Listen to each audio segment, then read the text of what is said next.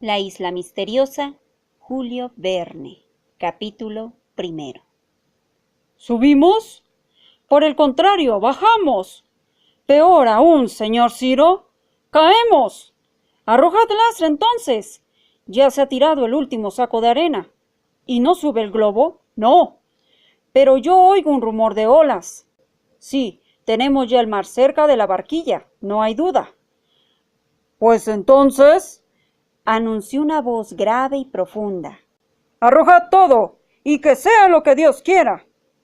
Este intercambio de palabras, dramático intercambio, tenía lugar en la inmensidad del Océano Pacífico hacia las 4 de la tarde del día 23 de marzo del año 1965.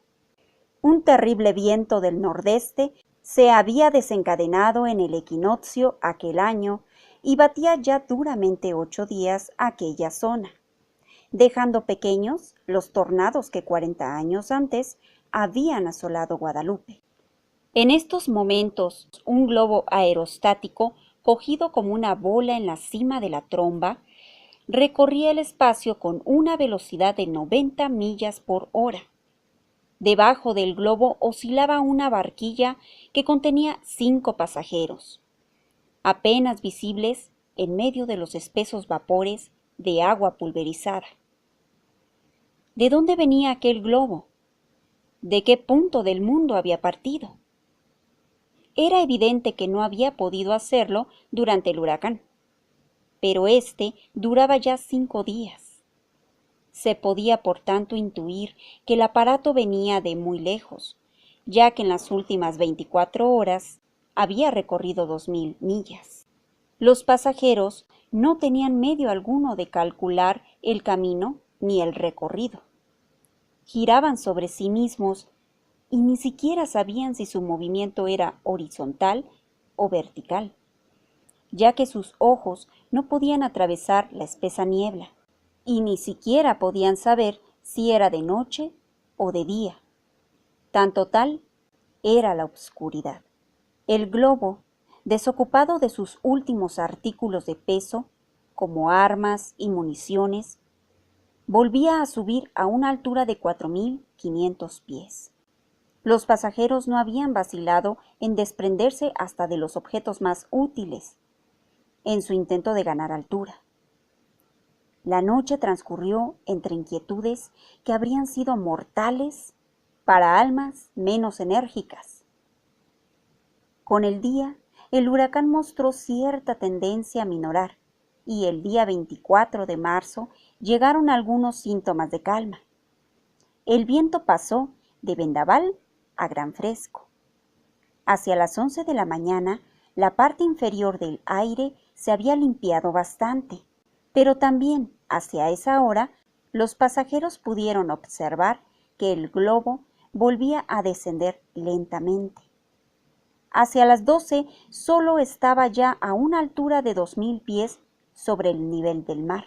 Fue el momento en que los pasajeros arrojaron los últimos objetos, por poco que fuera su peso, pero comprendieron que no podían ya mantenerlo en las capas superiores del aire.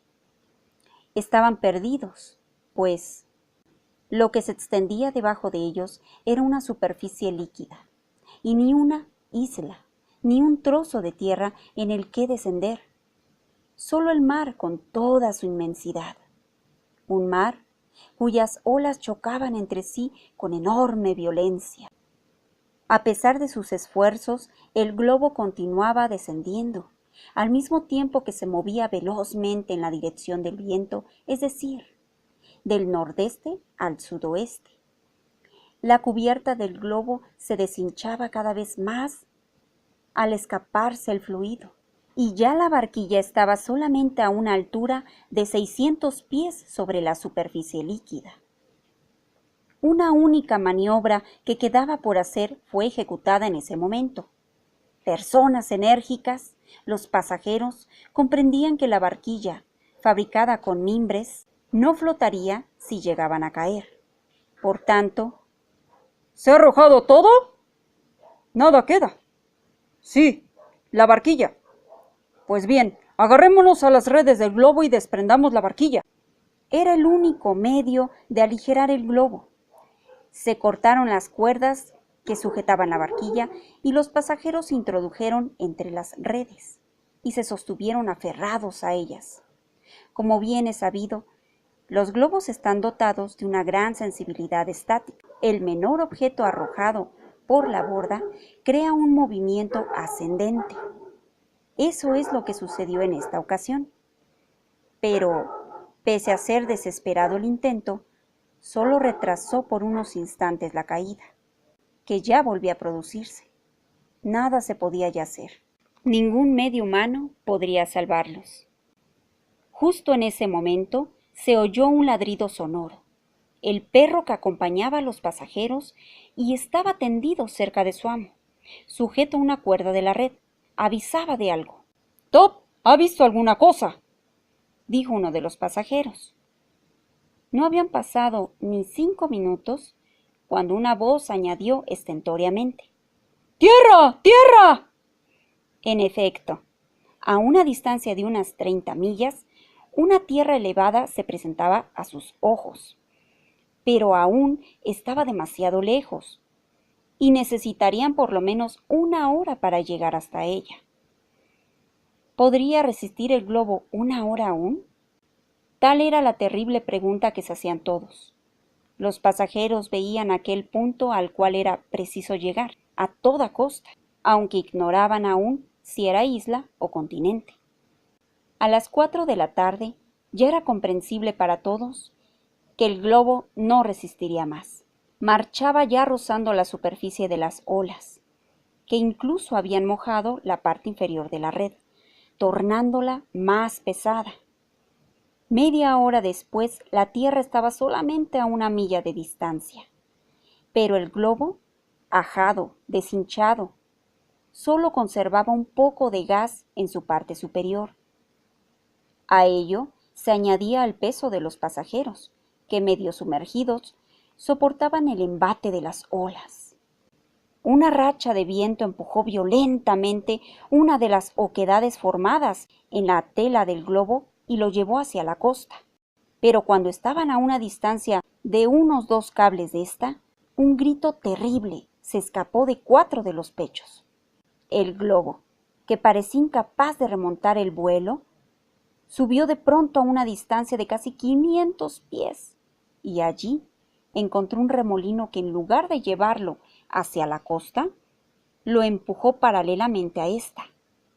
2 minutos después se acercó a tierra oblicuamente y por fin cayó en la arena, fuera del alcance de las olas. Los pasajeros, ayudándose unos a otros, lograron desprenderse de las mallas. El globo, libre del peso, desapareció en el espacio. Pero en la playa solo estaban 4 de los 5 pasajeros. Sin duda el quinto había sido arrastrado por el golpe de mar, y esta pérdida de peso era la que había permitido al aparato llegar hasta el refugio de la costa. «Quizá trate de alcanzar la tierra a nado», gritó uno de ellos. «¡Hay que salvarlo!». Pero, ¿quiénes eran aquellos hombres y por qué se encontraban en esa desesperada situación? Echemos una breve mirada atrás. En el mes de febrero de ese mismo año, de 1865, el general nordista Grant había intentado uno de sus audaces golpes de mano para tomar Richmond, y en ese combate varios oficiales cayeron en poder de los sudistas y fueron internados en la ciudad. Uno de ellos pertenecía al Estado Mayor Federal y se llamaba Ciro Smith. Natural de Massachusetts, era un ingeniero, un científico de primer orden, al que el gobierno de la Unión había confiado durante la guerra la conservación de los caminos de hierro. Tenía 45 años, era alto y huesudo, y llevaba un bigote gris.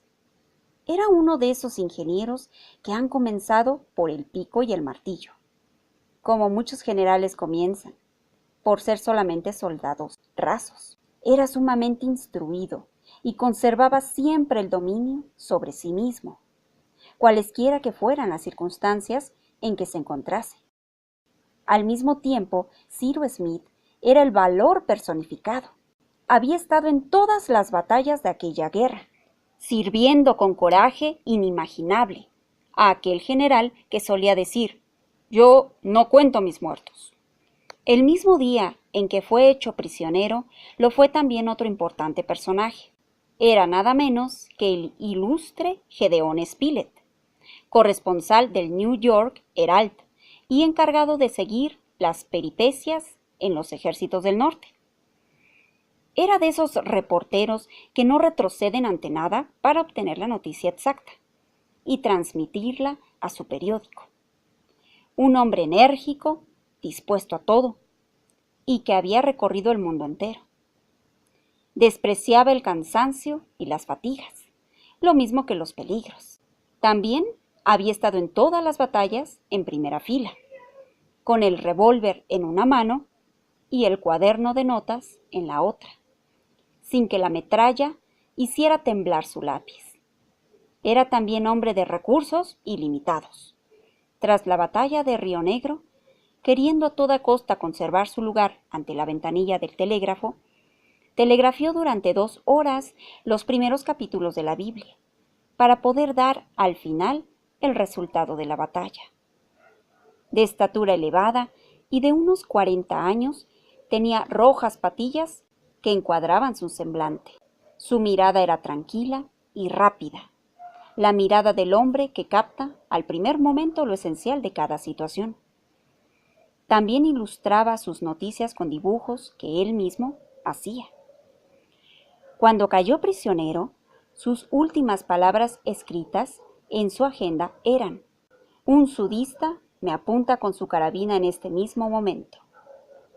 El tiro no salió, pero fue finalmente capturado. Cyrus Smith y Gedeón Spilett, que no se conocían, fueron trasladados a Richmond. Allí trabaron conocimiento y aprendieron a apreciarse. Les unía el mismo sentimiento, el de escaparse, y para ello estaban dispuestos a aprovechar la primera ocasión que se les presentase. Podían andar libremente por la ciudad, ya que ésta estaba cerrada a cal y canto. La evasión parecía, pues, imposible, pero tal vez no para aquellas 2 almas fuertes. En estas circunstancias vino a hacer compañía a Smith su criado, adicto a él en vida y muerte. Era un negro que había nacido en tierra de los Smith, de padre y madre esclavos, pero que había sido emancipado por Ciro. No había querido dejar a su amo en su cautiverio. Era un muchacho de unos 30 años, vigoroso, hábil y diestro. Se llamaba Nabucodonosor, pero respondía al nombre familiar de Nab. El cómo había logrado entrar en Richmond habla mucho de su habilidad. Para ello, había arriesgado varias veces la vida. Mientras tanto, Grant no había podido todavía obtener resultado alguno ante Richmond, y nada hacía presagiar que pudiera liberar la ciudad, y con ella a los prisioneros. Estos habían intentado la fuga varias veces, pero siempre habían tenido que desistir. Pero al mismo tiempo que Spilett y Smith querían salir de la ciudad, otros sudistas también querían romper el cerco, con el fin de unirse de nuevo a su ejército. Uno de ellos, un tal Jonathan Forster, tuvo la idea de salir en globo de la ciudad y, atravesando la línea de los sitiadores, llegar a establecer contacto con el general sudista Lee. Autorizado por el gobernador, se construyó un globo aerostático y puesto a disposición de Forster, que con otros 5 compañeros, provistos de armas y víveres, pudieran emprender su aventura. La partida se fijó para el día 18 de marzo, pero tuvo que demorarse a causa de una borrasca. El globo quedó amarrado y ya hinchado en la Plaza Mayor de Richmond. La salida resultó imposible también el día 19. Y fue entonces cuando, paseando por una de las calles de la ciudad, Cyrus Smith, se le acercó un hombre a quien no conocía. Se trataba de un marino llamado Pencroff, de unos 35 años de edad, vigoroso y de atezado semblante. había recorrido, según dijo, los 7 mares y era del norte. A principios de aquel año había ido a Richmond por negocios y lo acompañaba un joven de 15 años, hijo de su capitán y llamado Harbert Brom. Era huérfano y Pencroff lo amaba como si fuera su propio hijo. No pudiendo salir de la ciudad, se había quedado varado en ella, con gran disgusto por su parte. No tenía más que una idea: fugarse. Conocía por su reputación a Cyrus Smith, y aquel día no vaciló en presentarse a él y decirle sin más preámbulos: Señor, ¿está usted cansado de Richmond?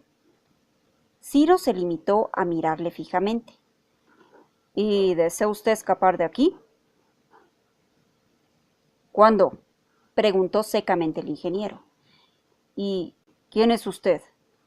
Pencroff se lo dijo. ¿Y de qué manera me propone usted la fuga? Por medio de ese globo que holgazanea en la plaza. Apenas fue necesario decir más. El ingeniero había comprendido. Cogió al marino por el brazo y lo llevó a su casa.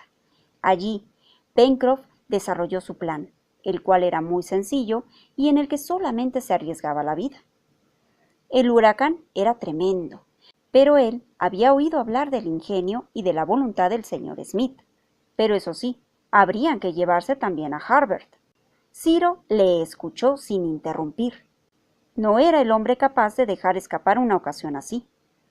Y lo que es más, no habría probablemente otra ocasión. Se limitó a decir que no estaba solo. ¿Cuántas personas más? Preguntó Pencroff. 2, mi criado Nab y el señor Gedeón Spilett. Muy bien, seremos 5, señor Cyrus, y el globo estaba previsto que llevase 6. No hay problema. Tan pronto como el periodista conoció el proyecto, aceptó sin más. Solo lamentaba que no se le hubiera ocurrido a él aquella solución. Quedaron aquella noche a las 10. El huracán no se calmó. El ingeniero pasó parte de la noche vigilando el globo, temeroso de que una brutal ráfaga lo arrancase de sus sujeciones. Las calles estaban desiertas. A las 9:30 acudieron todos procedentes de distintos lugares para no llamar la atención, aunque el viento había apagado los faroles de gas. Casi ni se veía el enorme globo. Pronto se encontraron junto a la barquilla. Nadie los había visto. Sin pronunciar ni una sola palabra, Cyrus Smith, Gedeón Spilett, Nab y Harbert penetraron en la barquilla. Pencroff, por orden del ingeniero, fue desatando los sacos de lastre, lo que hizo en pocos minutos. Luego se reunió con sus compañeros. Cyrus no tenía más que dar la orden de marcha, cuando en ese momento un perro entró de un salto en el aparato. Era Top, el perro del ingeniero, que había seguido a su amo. Cyrus iba a echarlo, pero Pencroff dijo que uno más, ¿qué más daba? Soltó otros sacos de lastre para compensar. Se desamarró el cable y el globo partió, derribando en su salida a 2 chimeneas que se pusieron en su camino. El huracán era espantoso. Cuando llegó el día, las brumas ocultaban completamente la tierra, y solamente después de 5 días se disiparon un poco las nubes.